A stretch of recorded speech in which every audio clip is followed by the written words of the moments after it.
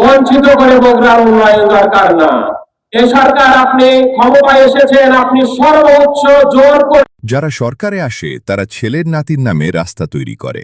মোকামতলায় নাসির উদ্দিন পাটওয়ারি।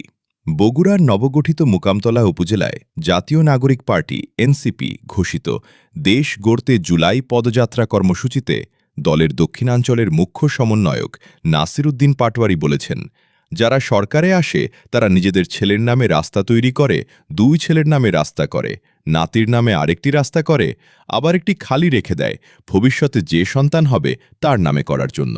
বুধবার 15 জুলাই বিকেলে মোকামতলা বাসস্ট্যান্ড জামে মসজিদের সামনে পদযাত্রা শেষে আয়োজিত সমাবেশে প্রধান অতিথির বক্তব্যে তিনি এসব কথা বলেন। সমাবেশে এনসিপির কেন্দ্রীয় নেতা সার্জিস আলম সহ দলটির বিভিন্ন পর্যায়ের নেতাকর্মীরা উপস্থিত ছিলেন। নাসির উদ্দিন পাটওয়ারি বলেন, রাষ্ট্রের সম্পদ জনগণের কল্যাণে ব্যবহৃত হওয়ার কথা থাকলেও দীর্ঘদিন ধরে দেশের রাজনীতিতে ব্যক্তি ও পরিবার কেন্দ্রিক চর্চা প্রতিষ্ঠিত হয়েছে। জনগণের অর্থে নির্মিত বিভিন্ন স্থাপনা ও অবকাঠামোর নামকরণেও ব্যক্তিস্বার্থ ও পারিবারিক প্রভাবের অভিযোগ রয়েছে বলে তিনি মন্তব্য করেন। তিনি আরও বলেন, দেশে প্রকৃত পরিবর্তন আনতে হলে জনগণের অধিকার, মতামত ও স্বার্থকে সর্বোচ্চ গুরুত্ব দিতে হবে।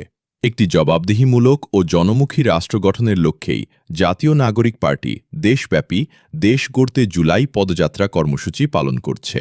পরে পদযাত্রা ও সমাবেশে অংশ নেওয়া বিপুল সংখ্যক নেতাকর্মী ও সমর্থক বিভিন্ন স্লোগানে মোকামতলা বাসস্ট্যান্ড এলাকাকে মুখরিত করে তোলেন।